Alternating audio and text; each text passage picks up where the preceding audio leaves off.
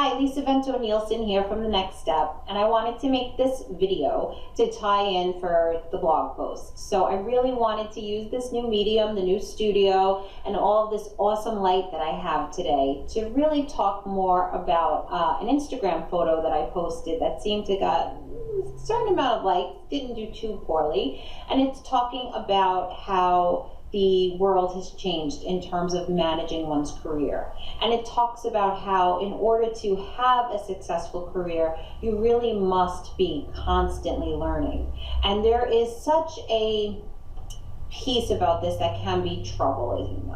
People can struggle with, well, how do I learn every day? And how do I manage my own career? And I think that what everyone needs to realize and understand, and what I talk about as a professor and also as a small business owner, where my job is helping people kind of identify what their next steps are and achieve them, is that your real true job or career is managing your career. It's managing your growth. It's identifying what you need to know and how you can learn it. And it doesn't have to be done in a traditional classroom. There are many people for whom, once they got out of school and received at least their bachelor's, and for a lot of people, they have their higher degrees, they have a master's, they have that something extra. Just the idea of sitting in a classroom again can give you the hives or make you itchy. Unless you had me as a professor, then it would be a totally different story.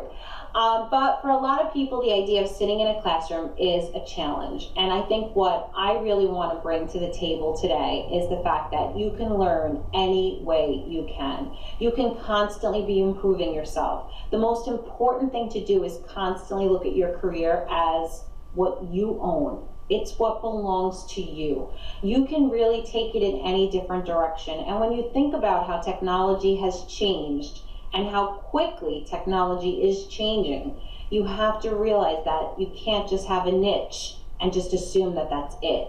You must be able to transfer your skills, to redirect your skills, and also to acquire new skills. It is so important.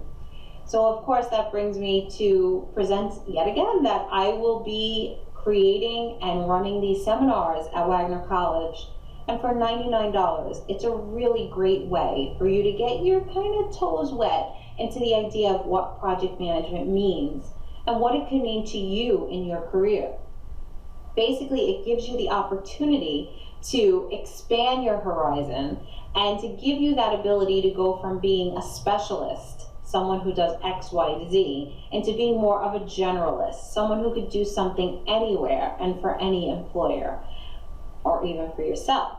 And when you think about it, you really do need to have that ability. I kind of always tell my students the story, one of my stories, I have a lot of stories, and one of my stories is about working at a large corporation and seeing the changes that happen so quickly, and seeing there being a real career path at one point for a whole department where what they did was kind of type in the details about a financial instrument into a database. That was their career, and it was a great career. For many of them, they were there for 20 or 30 years doing this role because it was a role that needed to be done. Of course, before you knew it, instead of paying those people in downtown New York City, that job was exported over to India, where people in India were instead paid to type in said descriptions into a database. And then, of course, technology expanded and we were able to use optical readers and have things scanned, so nobody had to sit and type.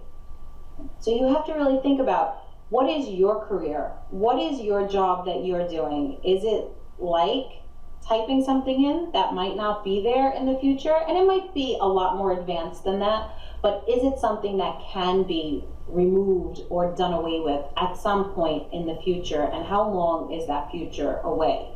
So you really need to spend your time focusing on managing your career. And like one of the Instagram posts I shared talks about how to know a good teacher from a bad teacher, and it's so hard and no one can explain it and the industry struggles. But ask yourself, who were your good teachers? What did they do that made them good?